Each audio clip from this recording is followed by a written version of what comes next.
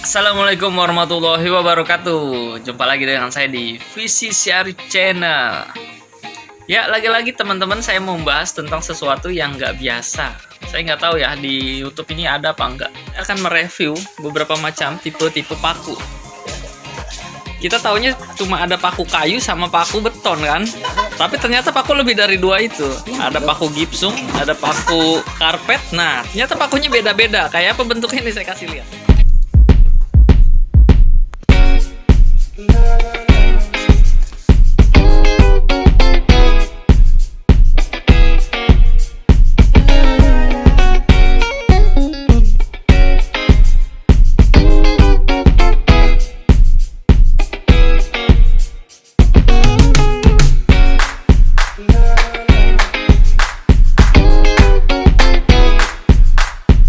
Ya teman-teman, jadi kenapa saya memilih untuk mereview paku? Ternyata benda kecil itu, jika kita salah pilih, itu bisa mengakibatkan kesalahan fatal ya. Misalnya kita mau memaku tembok menggunakan paku yang salah, kita pakai paku kayu. Selain pakunya akan bengkok, ternyata temboknya juga bisa jadi rusak karena dia tidak langsung menembus. Dia jadinya malah merusak si tembok, malah jadi gompal temboknya. Kayak gitu teman-teman ya. Begitu pula juga dengan penggunaan pada kayu gipsum. Jika kita paku asbes kita pakai paku beton memang kuat, tapi kan dia bukan buat di asbes. Nanti asbesnya malah bisa pecah, atau jika pun bisa dipasang pasti akan bocor karena paku beton tidak punya payung di atasnya. Ya, jadi ini saya akan review satu persatu dan mulai paku kayu, paku beton, dan paku yang lainnya. Simak terus video saya ya.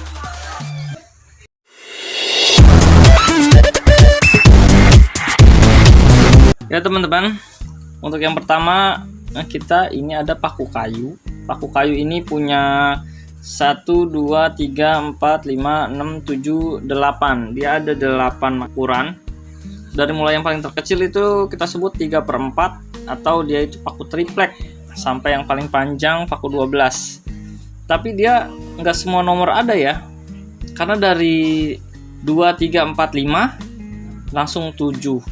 Jadi 6 itu nggak ada, 8, 9 itu nggak ada. Dia langsung dari 7 langsung 10, 12.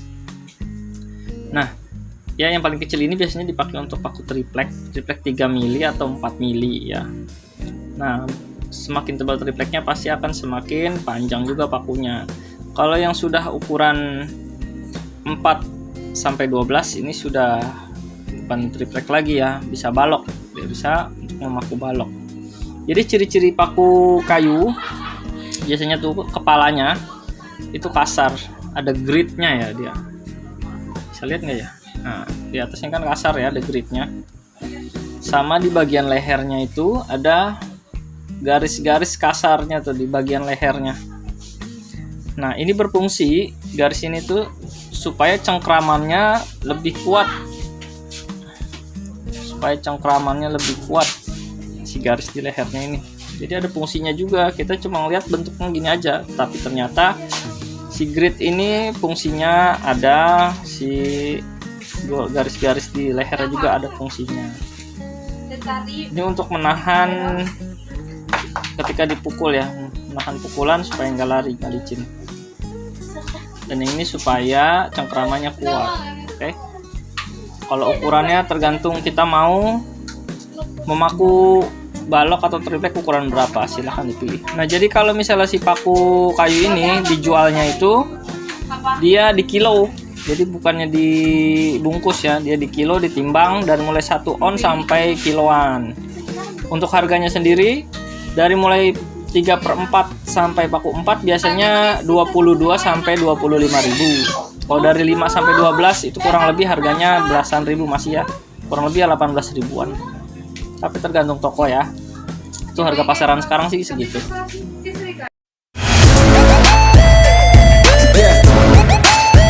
Yang selanjutnya kita ada paku beton. Paku beton ini ternyata punya dua jenis, yaitu paku beton putih dan paku beton hitam. Tapi secara ukuran paku beton putih itu lebih banyak ukurannya, karena dia punya 1, 2, 3, 4, 5, 6, dimulai dari ukuran paling kecil yaitu 2,5 cm. Jadi kalau misalnya di paku beton ini ada ukuran inch dan juga sentinya, bisa dilihat dari yang ini ya.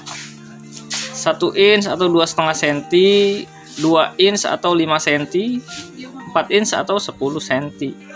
Jadi ukuran ini tergantung kita mau memaku apa, apakah dia butuh yang panjang, apakah dia butuh yang pendek. Nah, jadi secara komposisi, si paku beton ini menggunakan bahan baja dan juga galvanis. Jadi dia nggak mudah berkarat. Perbedaan yang bisa dilihat di sini dari paku beton putih dan hitam adalah paku beton putih itu dia bertekstur batangnya, ada garis-garis ya. Beda dengan paku beton hitam yang polos. Jadi untuk paku beton, kalau yang putih ini kita paku, apabila dia betonnya keras, yang si putih ini bisa patah kalau dipaksa. Tapi kalau yang hitam dia nggak patah, dia cuma bengkok. Ya, secara praktek sih begitu ya.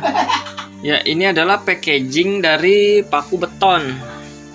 Paku beton putih tersedia dalam ukuran 1 kilo. 1 kilo. Ini ukurannya. Paku beton putih, paku yang sudah diproses pengerasan dan pelapisan seng, dapat digunakan pada tembok, beton dan kayu. Nah, jadi si paku beton putih ini punya yang 1 kilo dan juga punya ukuran yang kecil ya, eceran.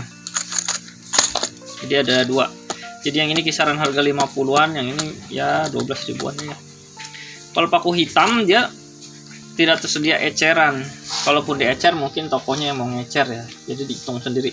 Biasanya dia tuh udah kotakan gini. Satu kotak ini isinya 100. Nah, jadi berapapun ukurannya isinya 100. Ya kan, ada yang pendek, ada yang panjang, isinya tetap 100. Cuma kalau yang panjang ya nanti kardusnya lebih besar. Tapi kalau misalnya paku putih, beton putih, dia berapapun ukurannya tetap 1 kilo isinya. Jadi semakin panjang isinya semakin dikit. Gitu bedanya dalam packaging penjualannya.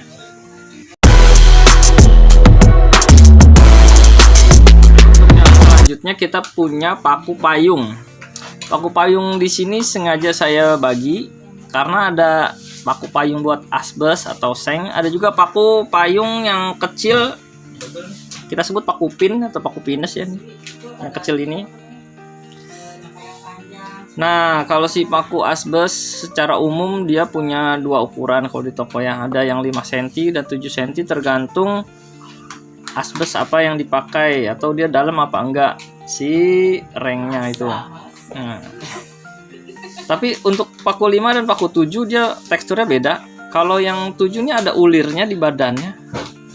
Ada ulirnya, kita lihat ya. Tuh. Dia berulir. Di bagian lehernya juga kasar supaya cengkramannya lebih kuat ke kayunya. Namanya juga paku payung, atasnya ada payungnya dia supaya air tidak masuk ke dalam lubang yang udah dipaku. Nah, kalau yang 5 dia polos, kalau yang 7 dia berulir. Berulir gini bagus karena cengkramannya jadi lebih kuat.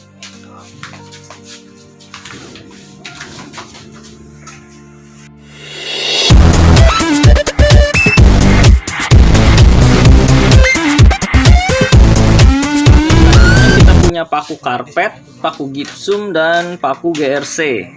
Nah, kenapa untuk karpet, gipsum, dan GRC punya paku sendiri-sendiri? Karena fungsinya juga beda ya. Si paku karpet ini dia punya kepala yang lebih lebar, lebih pipih. Jadi supaya namanya kita maku karpet, karpet kan lembek ya, karena dia lembaran. Supaya dia nggak lari kemana-mana sih Pak. Karena makanya dia kepalanya pipih dan lebih lebar, pipih dan lebar. Jika dibandingkan yang gipsum, dia lebih lebar tuh ya. Bisa kita lihat ya. Dan ini paku gipsum dan GRC juga punya sendiri. Kalau kita lihat perbedaannya gipsum dan GRC, GRC itu lebih ramping, lebih kurus dibandingkan yang gipsum. Nah, jadi si paku gipsum ini sengaja dibuat agak besar Dan juga dia perbedaannya dengan yang lain ada di bagian di bawah topinya dia. Di bagian topi, bawah topi itu dia ada seperti apa ya?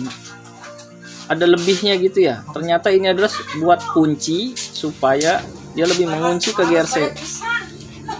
Gitu. Gitu ya.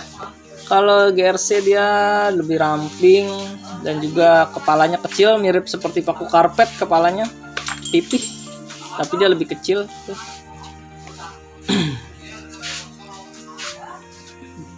GRC itu harus lebih kecil ya pakunya.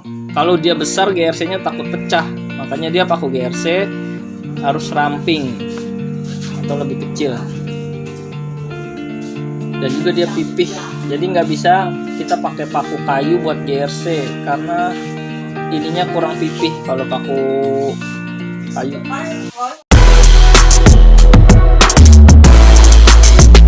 Di sini kita punya paku cacing. Nggak semua orang tahu ternyata ada yang namanya paku cacing dan bentuknya nggak kayak paku biasanya ya. Kalau paku biasanya kan ya panjang ya. Tapi kok paku cacing dia ini bentuknya pipih dan juga seperti bergelombang seperti asbes. Nah, ini gunanya untuk apa sih? Jadi gunanya si paku cacing ini ketika kita ingin menyambung dua buah papan. Nah, jadi biasanya kan kalau kita maku itu kan ditiban ya atau ditumpuk. Nah, kalau ini bukan ditumpuk tapi dijejer. Ketika dia dijejer, maka si paku ini untuk mengunci gitu. Ketika dia dijejer, dua papan dijejer. Nah, dia makunya seperti ini. Jret. Jadi dua-duanya dikunci dengan paku cacing. Gitu ya. Jadi dia beda. Jadi sisinya ada sisi tumpul dan sisi tajam. Sisi tajam berarti buat di bagian kayu. Jadi kalau ada dua buah kayu yang kita mau sambung, nah supaya lebih panjang, nah pakainya paku cacing. Nah, gitu ya. Biasanya buat bikin meja atau furniture itu pakai paku cacing.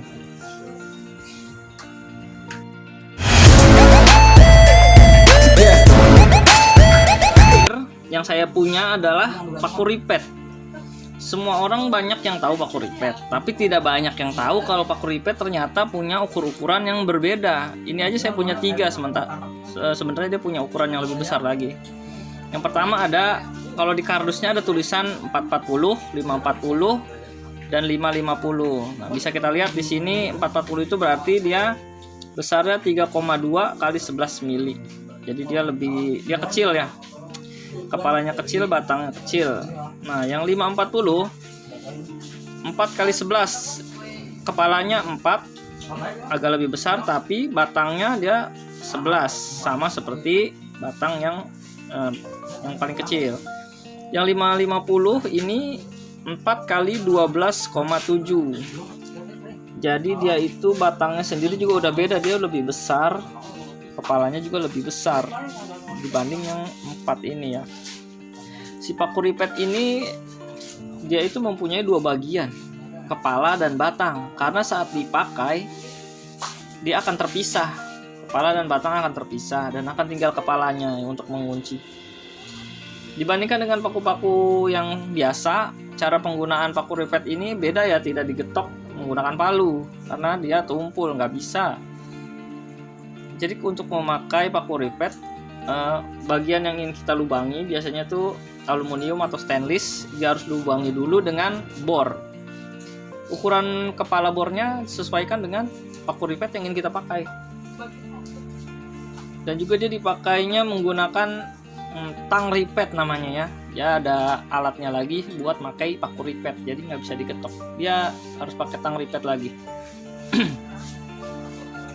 Jadi untuk ripet ini dia khusus aluminium dan juga stainless, galvanis, dan harus dilubangi dulu baru bisa dipakai ya, dengan menggunakan tang ripet. Lihat kan jenis-jenis paku yang ada di pasaran. Jadi ternyata paku itu banyak macamnya ya. Jadi jangan sampai salah memilih jenis paku. Kalau kita mau paku asbes jangan pakai paku kayu. Jadi pakailah paku yang sesuai supaya hasilnya lebih maksimal dan tidak beresiko ya. Demikian review paku dari saya. Jangan lupa like dan subscribe VC Share Channel, dukung terus saya supaya saya bisa mereview barang-barang yang lain lagi. Assalamualaikum warahmatullahi wabarakatuh.